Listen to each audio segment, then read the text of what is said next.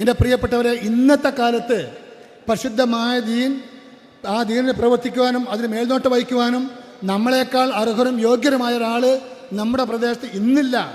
കഴിഞ്ഞ കാലത്ത് നമ്മുടെ മുൻഗാമികളായിരുന്നു, വരാൻ പോകുന്ന കാലത്ത് നമ്മുടെ പിൻഗാമികളാണ്, ഇന്ന് നമ്മളാണ്.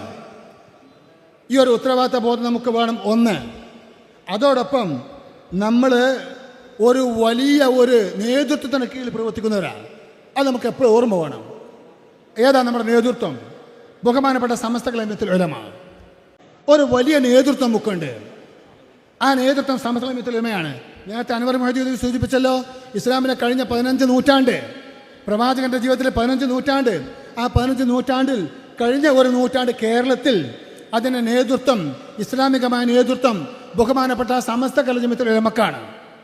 ഇന്നും കേരളത്തിൽ പരിശുദ്ധമായ ഇസ്ലാമിൻ്റെ സുന്നത്ത് ജമാഅത്തിൻ്റെ തനിമ നഷ്ടപ്പെടാതെ കാത്തു സൂക്ഷിക്കാൻ ബഹുമാനപ്പെട്ട സമസ്ത ഖലീഫത്തുൽ ഉലമ പ്രതിജ്ഞാബദ്ധമാണ്. ആ സമസ്തക്ക് കീഴിലാണ് കേരളത്തിലെ 10,000-കണക്കായ മഹല്ലുകൾ സുന്നത്ത് ജമാഅത്തിന്റെ പ്രവർത്തനങ്ങൾക്ക് വേണ്ടി അണിനിരന്നിട്ടുള്ളത്. ഇവിടുത്തെ 10,000-കണക്കായ മദ്രസകൾ പ്രവർത്തിച്ചു കൊണ്ടിരിക്കുന്നത്. അതുകൊണ്ട് ഒറ്റക്കാര്യം മാത്രമാണ് സൂചിപ്പിക്കാനുള്ളത്.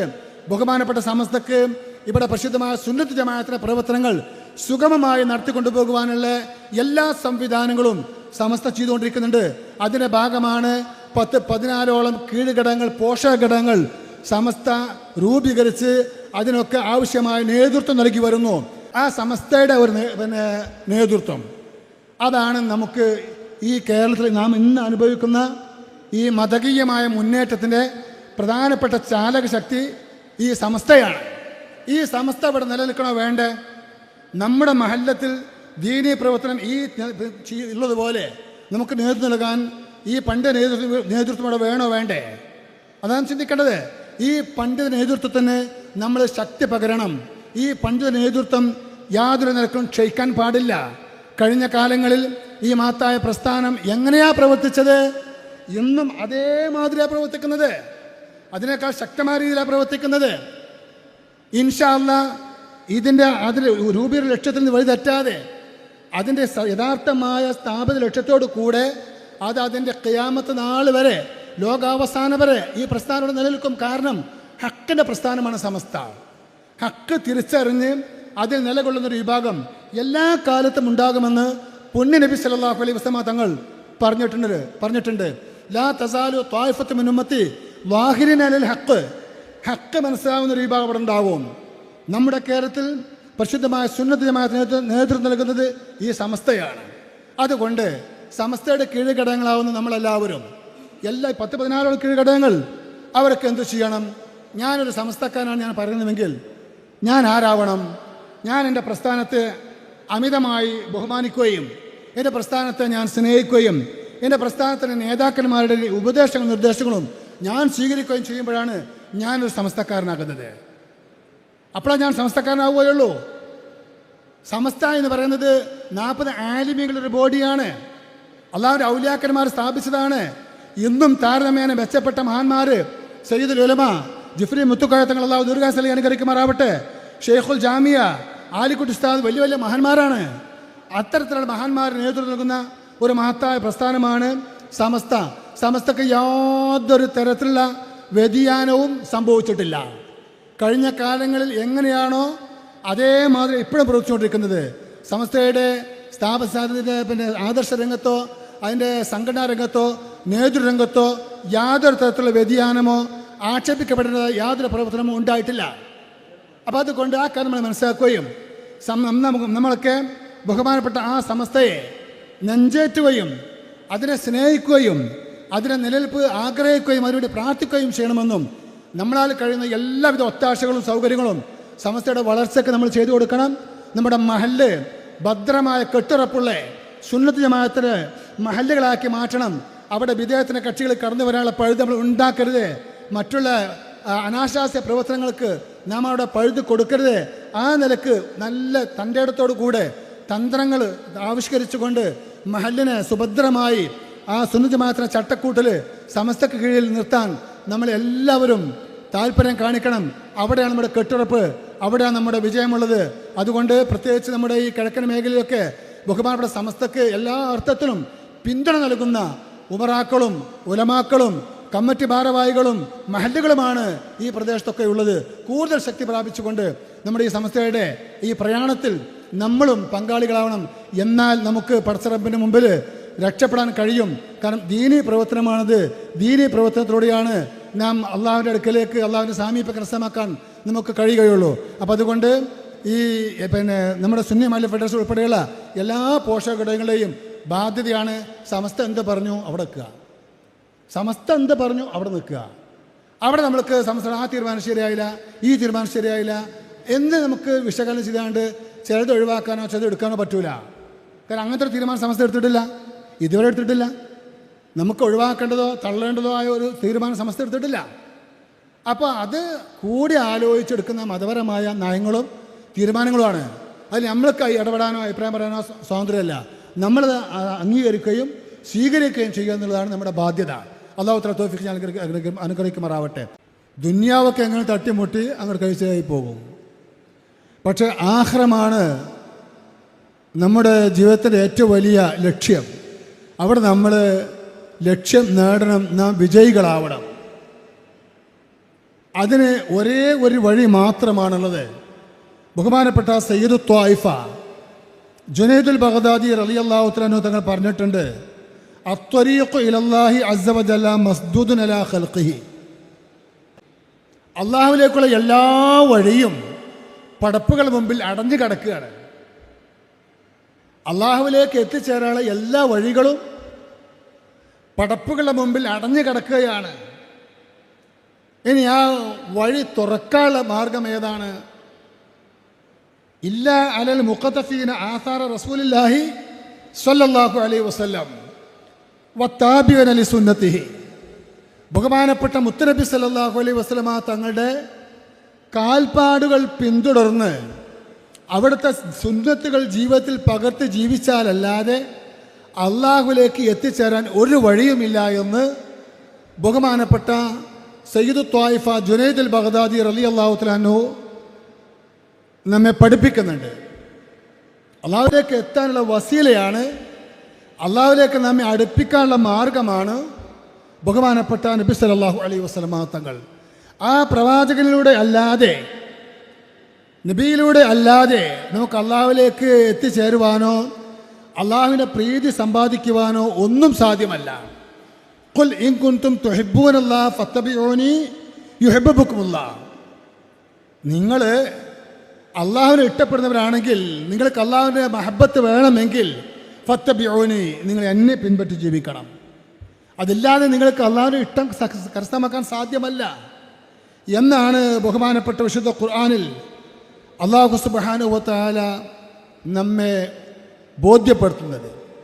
അതുകൊണ്ട് നമ്മുടെ ജീവിതത്തിലെ നിഖില മേഖലകളിലും എല്ലാ അർത്ഥത്തിലും നാം ബഹുമാനപ്പെട്ട നബി സല്ലല്ലാഹു അലൈഹി വസല്ലം തങ്ങളെ മാതൃകയാക്കണം.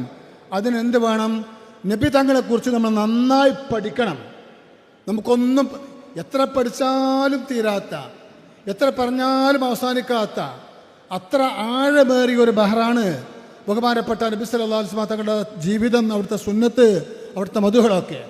അതുകൊണ്ട് ഇത് നബിയെ പറ്റി കൂടുതൽ പഠിക്കാനുള്ള അവസരമാണ് നമ്മുടെ മുമ്പിൽ വന്നിട്ടുള്ളത്. ഈ അവസരം കൊട്ടിയടക്കല വേണ്ടത്. അത് ബിദ്അത്താണ്, ദലാലത്താണെന്ന് പറഞ്ഞുകൊണ്ട് നബിയെ പഠിക്കാൻ കിട്ടുന്ന അവസരം നമ്മൾ ഇല്ലാതെയാക്കല് ചെയ്യേണ്ടത്. അതിൻ്റെ വാതായനങ്ങൾ മലർക്കെ തുറന്ന് നമ്മൾ അത് ഉപയോഗപ്പെടുത്തുകയാണ് വേണ്ടത്. നബിയെ പഠിക്കാൻ പറ്റുന്ന സന്ദർഭമാണ്. എല്ലാ കാലത്തും പഠിക്കാം, എല്ലാ സമയത്തും പഠിക്കണം. വിശിഷ്യ നബിയുടെ മതകളും നബിയുടെ സ്മരണകളും ലോകത്ത് എമ്പാടും പാടി പറയുന്ന പ്രധാനപ്പെട്ട ഒരു മാസമാണ് അവിടുത്തെ ജന്മമാസം എന്ന റബീഉൽ അവ്വൽ മാസം. ഈ മാസത്തിലെ മുഴുവനും സമയങ്ങളും പ്രഭാഷണങ്ങളും ഒക്കെ ഉപയോഗപ്പെടുത്തി നമ്മൾ നബിയെ കൂടുതൽ പഠിക്കാൻ മുന്നോട്ട് വരണമെന്നാണ് സാന്ദർഭികമായി ഈ സന്ദർഭത്തിൽ ഓർമ്മപ്പെടുത്താനുള്ളത്. കാരണം ലോകത്തിൻ്റെ എല്ലാവർക്കുള്ള മാതൃക, ഒരു അടുക്കളയിലെ ഉമ്മക്ക് വരെ, ഒരു കുടുംബത്തിലെ കുടുംബനാഥന്, ഒരു ഭരണാധികാരിക്ക്, മഹല്ല ഭരണാധികാരിക്ക്, നാട് ഭരിക്കുന്ന ആളുകൾക്ക്, ലോകം ഭരിക്കുന്ന ആളുകൾക്ക്, കച്ചവടക്കാരന്, വ്യാപാരം നടത്തുന്നവർക്ക്, ഏതെല്ലാം മേഖലയിൽ നമ്മൾ ബന്ധപ്പെടുന്നുണ്ടോ ആ മേഖലയിലൊക്കെ പരിശുദ്ധ ഇസ്ലാം അല്ലെങ്കിൽ പുണ്യ നബി നമുക്ക് വെളിച്ചം വീശുന്നുണ്ട്. പ്രവാചക മാതൃകയില്ലാത്ത ഒരു വിഷയവും നാം കൈകാര്യം ചെയ്യുന്നില്ല. നമ്മുടെ എല്ലാ വിഷയത്തിലേക്കും പ്രവാചക മാതൃക വെളിച്ചം വീശുന്നുണ്ട്. നമ്മുടെ ജീവിതത്തിൽ ഏതെങ്കിലും ഒരു വിഷയം എടുത്തിട്ട് ഈ കാര്യത്തിൽ എന്താണ് പ്രവാചകന്റെ തീരുമാനം, അല്ലെങ്കിൽ പ്രവാചകന്റെ നിർദ്ദേശം എന്താ ചോദിച്ചാൽ അതിൽ പ്രവാചകന് പ്രത്യേകമായ നിർദ്ദേശമൊന്നും ഇല്ല എന്ന് പറയാൻ ഒരു വിഷയമല്ല. എല്ലാ വിഷയത്തിലും പ്രവാചകന് വ്യക്തമായ നിർദ്ദേശം കാണാൻ കഴിയും. നമ്മളെങ്ങനെ ബാത്റൂമിലേക്ക് പോകണം, എങ്ങനെ ആഹാരം കഴിക്കണം, ആഹാരം കഴിക്കുമ്പോൾ എങ്ങനെ ഇരിക്കണം, കഴിഞ്ഞതിന് ശേഷം എന്ത് ചെയ്യണം, ഉറങ്ങാൻ എങ്ങനെ കിടക്കണം, ഭാര്യയുമായിട്ട് അങ്ങനെ ക്ഷയിക്കണം തുടങ്ങി എല്ലാ കാര്യങ്ങളിലും വ്യക്തമായ മാർഗനിർദ്ദേശം നൽകിയ ഒരു മതത്തിൻ്റെ പ്രവാചകനാണ് ബഹുമാനപ്പെട്ട ഹബീബായ റസൂലുള്ളാഹി സ്വല്ലല്ലാഹു അലൈഹി വസല്ലം തങ്ങൾ. അതുകൊണ്ട് ഏത് സ്വഭാവം ഏറ്റവും നല്ല സ്വഭാവത്തിനുടമയാണ് ബഹുമാനപ്പെട്ട റസൂലുള്ളാഹി തങ്ങൾ. വിശുദ്ധ ഖുർആനിൽ ആ സ്വഭാവത്തെ പറ്റി പറഞ്ഞത് വഇന്നക ലഅലാ ഖുലുഖിൻ അളീം, അതിമഹത്തായ സ്വഭാവത്തിന് മേലാണ് നബിയെ അങ്ങെന്ന് വിശുദ്ധ ഖുർആൻ പറയുമ്പോൾ ആ പരിശുദ്ധമായ വാക്യം വ്യാഖ്യാനിച്ചുകൊണ്ട് ബഹുമാനപ്പെട്ട അല്ലാമ റാസി വളരെ വിശദമായി പ്രതിപാദിക്കുന്നുണ്ട്. എന്താണ് അല്ലാഹു തആല നബിയെക്കുറിച്ച് അങ്ങനെ പറയാൻ കാരണം? വഇന്നക ലഅലാ ഖുലുഖിൻ അളീം, അങ്ങ് ഒരു വലിയ മഹത്തായ സ്വഭാവത്തിന് മേലാണ് എന്ന്. അതിന് മഹാനായ ഇമാം റാസി സമർത്ഥിക്കുന്നത് ലോകത്ത് പരിശുദ്ധ ഇസ്ലാമിൻ്റെ പ്രബോധനന്മാരെ വന്നവരാണ് പ്രവാചകന്മാർ. പ്രവാചകന്മാർ മുഴുവനും നല്ല സ്വഭാവത്തിനുടമകളാണ്. പ്രവാചകന്മാർക്ക് ഓരോരുത്തർക്കും വ്യത്യസ്തമായ പ്രത്യേകമായ സ്വഭാവങ്ങളുണ്ട്. ഓരോരുത്തർക്കും വ്യത്യസ്തമായ പ്രത്യേക സ്വഭാവങ്ങളുണ്ട്. എല്ലാ പ്രവാചകന്മാരും നല്ല സ്വഭാവങ്ങളുടെ ഉടമകളാണ്. നല്ല സ്വഭാവമല്ലാത്ത സ്വഭാവം പ്രവാചകന്മാർക്ക് ആർക്കില്ല. പക്ഷേ 1,00,000-ൽ പരം പ്രവാചകന്മാരുടെ മുഴുവൻ നല്ല സ്വഭാവങ്ങളുടെയും സമുച്ചയമാണ് ബഹുമാനപ്പെട്ട നബി സല്ലല്ലാഹു അലൈഹി വസല്ലം തങ്ങളെന്ന് ഇമാം റാസി വിശുദ്ധ ഖുർആൻ വ്യാഖ്യാനിച്ചുകൊണ്ട് സമർത്ഥിക്കുന്നുണ്ട്. ഉലായിക്കൽ നഹദല്ലാഹ്, ഒരുപാട് പ്രവാചകന്മാരുടെ ചരിത്രം പറഞ്ഞുകൊണ്ട് ഖുർആൻ പറയാണ് ഈ പറയപ്പെട്ട പ്രവാചകന്മാരൊക്കെ അല്ലാഹു തആല നേർമാർഗത്തിലേക്ക് നയിച്ച പ്രവാചകന്മാരാണ്. ഫബിഹുദാഹു മുഖ്തദിഹ്, നബിയെ അവരുടെ ആ ഒരു മാർഗത്തോട്, അവരുടെ ആ മാതൃകയോട് നിങ്ങൾ പിൻപറ്റണം. വിശുദ്ധ ഖുർആനിൽ അള്ളാഹു നബിയോട് പിൻപറ്റാൻ പറഞ്ഞത് തൻ്റെ മുൻപ് കഴിഞ്ഞു പോയ പ്രവാചകന്മാരുടെ മാതൃകയാണ്. അവിടെ ഇമാം റാസി സമർത്ഥിക്കുന്നു, തൗഹീദിൻ്റെ കാര്യത്തിലാണോ മാതൃകയാക്കാൻ പറഞ്ഞത്? അല്ല, ഒരിക്കലുമല്ല. കാരണം തൗഹീദിൻ്റെ വിഷയത്തിൽ തങ്ങൾക്ക് വേറെ ആളെ മാതൃകയാക്കേണ്ട ആവശ്യമില്ല. പിന്നെ ശരീഅത്തിൻ്റെ കാര്യത്തിലാണോ? അതുമല്ല, കാരണം തങ്ങളുടെ ശരീഅത്ത് സമ്പൂർണ്ണമാണ്. പിന്നെ ഏത് വിഷയത്തിലാണ്? ഇമാം റാസി പറയുന്നു അത് കഴിഞ്ഞു പോയ മുഴുവൻ അമ്പിയാക്കളുടെയും അഖ്ലാഖ് സ്വഭാവത്തിൻ്റെ വിഷയത്തിലാണ്. എല്ലാ പ്രവാചകന്മാരുടെയും സ്വഭാവം അങ്ങ് സാംശീകരിക്കണം. എല്ലാ പ്രവാചകന്മാരുടെ നല്ല സ്വഭാവങ്ങൾ അങ്ങ് സ്വീകരിക്കണം. അപ്പോൾ വഇന്നക ലഅലാ ഖുലുഖിൻ അളീം എന്ന് പറയുന്നത് അതാണ്. എല്ലാ പ്രവാചകന്മാരുടെയും എല്ലാ നല്ല സ്വഭാവങ്ങളുടെയും സമാഹാരമാണ് ബഹുമാനപ്പെട്ട മുത്തനബി സല്ലല്ലാഹു അലൈഹി വസല്ലം തങ്ങൾ. അത്തരത്തിലുള്ള ഒരു അഷ്റഫ് ഖൽഖ് എന്ന് പറഞ്ഞാൽ പടച്ചറബ് പടച്ച എല്ലാ പടപ്പുകളെക്കാളും ഏറ്റവും ശ്രേഷ്ഠനായ ആളാണ് ബഹുമാനപ്പെട്ട നബി സല്ലല്ലാഹു അലൈഹി വസല്ലം തങ്ങൾ. ആ മഹാനായ പ്രവാചകനെ സ്നേഹിക്കാൻ നമുക്ക് കഴിയണം. സ്നേഹിച്ചെങ്കിലേ നമുക്ക് ഇത്തിബാ ചെയ്യാൻ പ്രേരകമാവുള്ളൂ. നമ്മളൊരാളെ സ്നേഹിക്കുമ്പോൾ, ഒരാളെ മാതൃകയാക്കുമ്പോഴാണ് ചെറുപ്പക്കാരെ കുട്ടികളൊക്കെ പല നായകന്മാരെ നടന്മാരെയൊക്കെ മാതൃകയാക്കുന്നുണ്ട് ഇല്ലേ? അവരുടെ വേഷം, അവരുടെ മുടിക്കട്ടി ഒക്കെ അവർ മാതൃകയാക്കും. എന്താ? അവരോട് സ്നേഹമാണ്. ആ നായകന്മാരെ, ആ നടന്മാരെ അവർ സ്നേഹിച്ചപ്പോൾ അവരുടെ വേഷവിധാനങ്ങൾ അവർ ഏറ്റെടുക്കുകയാണ്. നാം ആത്മാർത്ഥമായി ബഹുമാനപ്പെട്ട നബി സല്ലല്ലാഹു അലൈഹി വസല്ലം തങ്ങളെ സ്നേഹിച്ചാൽ ആ സ്നേഹത്തിൻ്റെ ഒരു പ്രകടമായ അത് പ്രകടമായി കാണുന്നത് നബി സല്ലല്ലാഹു അലൈഹി വസല്ലം തങ്ങൾ നമ്മൾ ഇത്തിബാ ചെയ്യുന്ന വിഷയത്തിലാണ്. പിൻപറ്റുന്ന അവസാനിപ്പിക്കുകയാണ്. നബിയെ നമ്മൾ പിൻപറ്റണം, ഇത്തിബാ ചെയ്യണം. അതുകൊണ്ട് സ്നേഹം വളരെ പ്രധാനമാണ്. പ്രവാചക സ്നേഹം വളരെ പ്രധാനമാണ്. മഹാന്മാരായ സ്വഹാബത്ത് ഉൾപ്പെടെയുള്ള നമ്മുടെ മുൻഗാമികളൊക്കെ ആ പ്രവാചക സ്നേഹം ഏത് രീതിയിലാണ് പ്രകടിപ്പിച്ചത്? അവർ ബാഹ്യമായി പ്രകടിപ്പിക്കല്ല, അവരെ മാനസികമായി ആ സ്നേഹം എങ്ങനെ നിലനിർത്തിയെന്നതിൻ്റെ ഒരുപാട് ഉദാഹരണങ്ങളുണ്ട്. ഒരൊറ്റ ഒരു ചെറിയ സാമ്പിൾ മാത്രം ഞാൻ സൂചിപ്പിച്ചോടെ അവസാനിപ്പിക്കുകയാണ്. നമുക്കെല്ലാം കേട്ട് പരിചയമുള്ളതാണ് ബഹുമാനപ്പെട്ട ഉവൈസുൽ ഖർനി റളിയല്ലാഹു തആല അൻഹു. ഉവൈസുൽ ഖർനി അദ്ദേഹം റസൂലുള്ളാഹിനെ കാത്ത് ജീവിച്ച ആളാണ്. പക്ഷേ റസൂലുള്ളാഹിനെ കാണാൻ ഭാഗ്യം കിട്ടിയിട്ടില്ല. മഹാനായ ഒരു വലിയാണ്, ഖൈറു താബിഈങ്ങളിൽപ്പെട്ട ആളാണ്. അദ്ദേഹം റസൂലുള്ളാഹിനെ കാണാൻ ധാരാളമായി ആഗ്രഹിച്ചു, കൊതിച്ചു. പക്ഷേ തൻ്റെ രോഗിയായി ഉമ്മയെ പരിചരിക്കാൻ മറ്റാരുമില്ലാതെ കാരണം കൊണ്ട് സംഗതി വശാൽ തങ്ങൾ വഫാത്ത് വരെ അദ്ദേഹത്തിന് നബിയെ കാണാൻ കഴിഞ്ഞില്ല. പക്ഷെ ആ ഒരു സങ്കടവും വിഷമവും അദ്ദേഹത്തിൻ്റെ ജീവിതത്തിൽ വളരെയധികം നിലനിന്നിരുന്നു. അങ്ങനെ അദ്ദേഹം റസൂലുള്ളാഹിനെ കാണാൻ മദീനയിലേക്ക്, യമനിൽ നിന്ന് റസൂലുള്ളാഹിനെ കാണാൻ വേണ്ടി വന്ന ആളുകൾ തിരിച്ചു ചെല്ലുമ്പോൾ അദ്ദേഹം ചോദിക്കും, നിങ്ങൾ റസൂലുള്ളാഹിനെ കണ്ടോ ചോദിക്കും, തങ്ങളെ കണ്ടോ ചോദിക്കും. കണ്ടു എന്ന് പറഞ്ഞാൽ ബഹുമാനപ്പെട്ട ഉവൈസുൽ ഖർനി തങ്ങൾ എഴുന്നേറ്റ് നിന്നുകൊണ്ട് ഈ വന്ന ആ സഹാബിയുടെ കണ്ണിൽ ചുംബിക്കും ഉവൈസുൽ ഖർനി. കാരണം അദ്ദേഹം പറയും, എനിക്ക് അല്ലാഹു റസൂലിനെ കാണാൻ കഴിഞ്ഞിട്ടില്ല, പക്ഷേ റസൂലിനെ കണ്ട കണ്ണാണ് ഈ കണ്ണ് എന്ന് പറഞ്ഞുകൊണ്ട് മുത്തനബി സല്ലല്ലാഹു അലൈഹി വസല്ലം തങ്ങളുടെ കണ്ണിൽ ചുംബിച്ചിരുന്നു ഉവൈസുൽ ഖർനി റളിയല്ലാഹു തആല അൻഹു എന്ന് ചരിത്രം രേഖപ്പെടുത്തുന്നുണ്ട്. അത് പ്രവാചക സ്നേഹത്തിൻ്റെ ചെറിയൊരു ഏടാണ്. അങ്ങനെ ധാരാളം നമുക്ക് പറയാൻ, നമുക്ക് എല്ലാവർക്കും അറിയാവുന്ന കാര്യങ്ങളാണ്. അപ്പം അതുകൊണ്ട് പ്രവാചക സ്നേഹം അത് നമ്മൾ നിലനിർത്തണം, അത് വർദ്ധിപ്പിക്കാൻ ആവശ്യമാണ്. അത് വർദ്ധിപ്പിക്കുമ്പോഴേ ഈമാൻ വർദ്ധിക്കുകയുള്ളൂ. പ്രവാചക സ്നേഹം ഉണ്ടാകുമ്പോൾ നമുക്ക് ഈമാൻ്റെ ഹലാവത്ത് ഇപ്പോൾ നമ്മുടെ ജമിഅത്തുൽ മുഅല്ലിമീൻ്റെ ക്യാമ്പയിൻ നടന്നുകൊണ്ടിരിക്കുകയാണ്. അഹ്ലുസ് സുന്ന എന്ന് പറയുന്ന അസ്റാത്ത് മുസ്തഖീം എന്ന ക്യാമ്പയിൻ, അതിൻ്റെ പ്രമേയം എന്താ? ഹലാവ ഈമാൻ്റെ മാധുര്യാണ്. ഈമാൻ്റെ മധുരം നമുക്ക് അനുഭവിക്കണമെങ്കിൽ നാം പ്രവാചകനെ അമിതമായി സ്നേഹിക്കണം.